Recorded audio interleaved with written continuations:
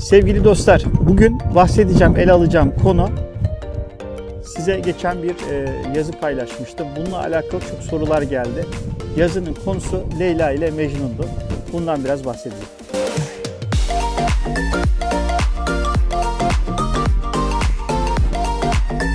Yazının içeriği şöyleydi. İşte Mecnun Leyla'ya aşık olmuş. Bu arada çok da rüzgar var.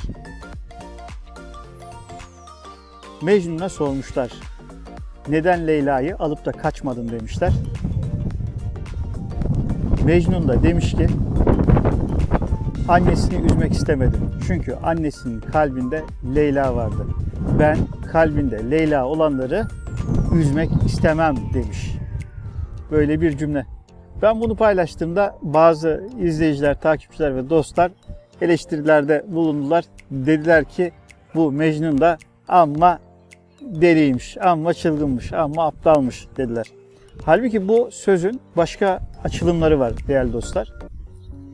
Hani size geçenlerde bir bahsettiğim olay vardı. İlmi ledün demiştik. İlmi ledün de yani Kur'an-ı Kerim'deki bazı anlamların görüntü itibariyle sarih anlamları olduğu gibi deyimselde anlamları var. Bu deyimsel anlamlardan bir tanesi de leyl kelimesi. Hani o Leyla ile Mecnun'da bahsettiğimiz Leyla var ya, işte o Leyla kelimesi leylden geliyor. Hani Kadir suresini okuyorsunuz Kur'an'da, inna enzelnahu fi leyletil kadr diyor orada. İşte oradaki leyl kelimesini biz bugüne kadar ne olarak öğrendik? Gece olarak öğrendik. Herkes dedi ki leyl kelimesi gecedir. İşte 1000 aydan daha hayırlıdır denildi. Bu ayeti, bu sureyi okurken insanlara. 1000 ayda bir insan ömrünün önemli bir zamanı, yani bir insan ömrünün tekamül ettiği bir ay sayısıydı ve bu geceyi de leyl olarak çevirdiler. İşte burada dikkat edilmesi gereken unsurlardan bir tanesi şu. Leyl kelimesi geceden ziyade bir insanın odaklanması anlamına gelir. Peki odaklanmakla gece arasında nasıl bir ilişki var? Siz bir konuya odaklanırsınız sevgili dostlar. O odaklandığınız zaman bütün dünya sükût eder. Bütün dünya ne olur? Geceye bürünür. Siz sadece odaklandığınız konuya, düşüncelerinizi ona yansıtırsınız ve sadece o düşüncelerinizi yansıttığınız konuyu görürsünüz ve dünyanın geri kalanı sizin için ne olmuş olur? Karanlık olmuş olur. Ve sizin aydınlığınız başlar odaklandığınızda. İşte aslına bakarsanız Mecnun kelimesi de kime denir Mecnun? Mecnun, cinlenmiş kişiye Mecnun denir değerli dostlar. Cinlenmiş derken kişi duygulanıma girdiğinde ve duygulanıma girdikten sonra müptela olduğu Leyla'sı, yani siz Mecnunken müptela olduğunuz Leyla'nız, yani odaklandığınız konu oluştuğunda Leyla ile Mecnun ilişkisi oluşur ve siz odaklandığınızda bir müddet sonra tenezzelül melaiketü olur. Yani ruhlanmış melekler sizde, zihninizde, bilincinizde belli başlı açılımlara sebep olur ve siz kadrinizi yaşarsınız değerli dostlar. Yani ve bu yaşadığınız kadir öyle bir durumdur ki siz o esnada öyle bir keşfe çıkarsınız ki, siz o esnada öyle bir şey keşfedersiniz ki, o keşfettiğiniz şey hayatınız boyunca, yani 1000 aydan, yani 80 yıldan daha hayırlıdır deniliyor ya, yani hayatınız boyunca aradığınız şeyi işte orada odaklandığınızda, bütün dünyayı sükût ettirecek şekilde odaklandığınızda onu keşfedersiniz ya da kendinizle alakalı bir keşif yaşarsınız. İşte oradaki kadrinizi yaşamış olursunuz. İşte o inna enzelnahu fi leyletil kadrdaki enzelna olur. O kadriniz gerçekleşir ve siz o anda 1000 aydan daha hayırlı bir zaman dilimi geçirmiş olursunuz. İşte Leylalar Mecnunlara, Mecnunlar da Leylalara müpteladır. Bu yüzden Leyla ile Mecnun arasındaki ilişki sadece bir aşk ilişkisi değildir.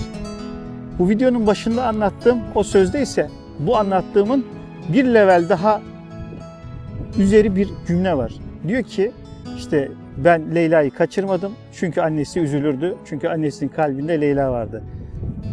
Hani bilirsiniz Beyazlı Bestami ya da işte Mevlana ya da Şems-i Tebrizi gibi büyüklerden bir tanesi demiş ki şöyle demiş. Allah demiş sizin o bahsettiğiniz Kabe'nin içinde hiç bulunmadı. Ama benim gönlümde çok bulundu. Benim kalbimde çok bulundu demiş. İşte onun orada bahsettiği şey insanın kalbi Allah'ın evidir. Ve Allah'ın evi olduğu için kalpleri kırmayınız, kalpleri yıkmayınız. Çünkü kalplerin çıkardığı çatırtıyı ancak Allah duyar.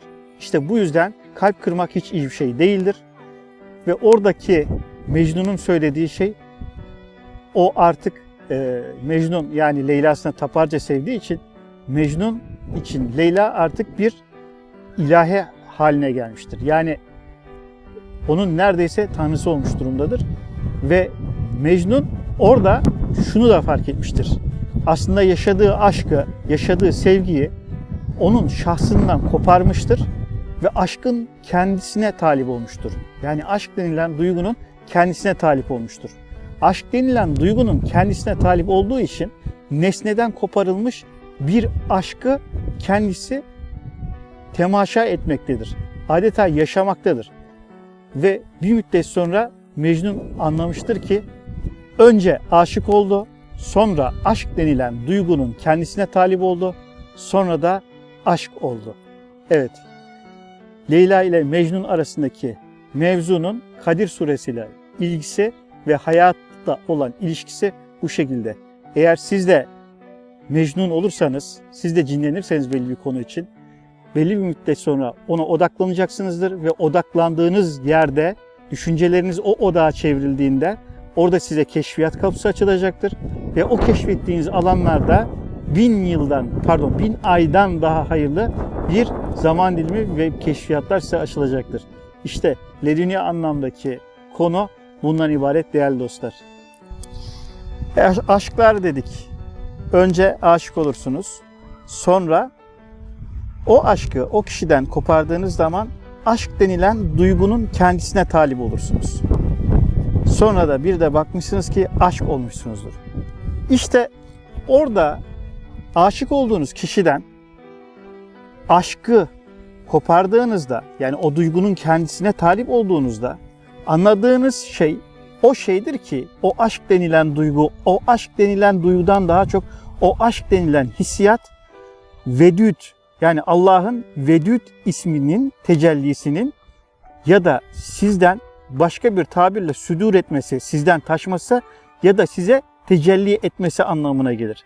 Yani aşık olduğunuz nesneden ya da kişiden o hissi kopardığınızda, o hissin kendine talip olduğunuzda Allah'ın Vedüd ismi sizden açığa çıkmaya başlar. Ve o açığa çıkmanın sizden geldiğini anladığınızda da aşk olmuş olursunuz. Evet sevgili dostlar, Vedüd Allah'ın sevgiyi ifade eden ismi olduğu gibi bir de yine Kur'an'da Vedde adında geçen bir puttan bahsedilir. Nuh tufanıyla, Hazreti Nuh'un kıssalarıyla ilgili olan bir kıssada orada Vedde isimli bir puttan bahsedilir. Vedde de sizin aşık olduğunuz kişi ya da konu her neyse ya da her kimse o hissi ondan koparamadığınızda ve sadece aşk olmak yerine sadece ama sadece o kişiyi saplantılı bir şekilde istediğinizde ve sadece illa o olsun dediğinizde o Vedüd ismi sizde bu sefer Vedde olarak açığa çıkar. Vedde olarak açığa çıktığında ise siz o aşkı, o sevgiyi putlaştırmışsınız anlamına gelir. İşte siz o aşkın zararlı kısmı artık sizde çalışmaktadır. Aşk artık sizde Vedde olmuştur. Sevgili dostlar, aşık olmak bir lütfu ilahidir ve size hayatta çok önemli mesajlar verir. Hayatta sizin uyanmanızı sağlar. Uyanışınızın adeta bir sebebidir ve rahmaniyetten, rahimiyetten size bir lütuf olarak gelmiştir. Ama siz bu müptela olduğunuz bu aşkı, bu sevgiyi kişiden koparamazsanız bu sefer sevgi, o aşk sizde vedde olarak çalışmaya başlayacak ve zarar yazacaktır. Ve artık siz zararlı bir aşkı barındıracaksınız kalbinizde. ve bu size fayda değil, zarar verecek. Evet sevgili dostlar, Leyla'dan girdik, Mecnun'dan çıktık ve önemli olan Leyla olmak değil, önemli olan Mecnun olmak, o aşkı, o sevgiyi yaşamak. Ancak o aşkı, o sevgiyi yaşarken de mutlaka ama mutlaka onun zararlı değil, faydalı alanlarını anlamak, faydalı alanlarını yaşamak sevgili dostlar. Bu konuyla alakalı aklınıza gelen şeyler olursa sorabilirsiniz. Dinlediğiniz için çok teşekkür ederim. Kanalıma abone olmayı unutmayın. Ve eğer bu videoyu beğendiyseniz sevdiklerinizle de paylaşın. Sonraki videolarda görüşmek üzere.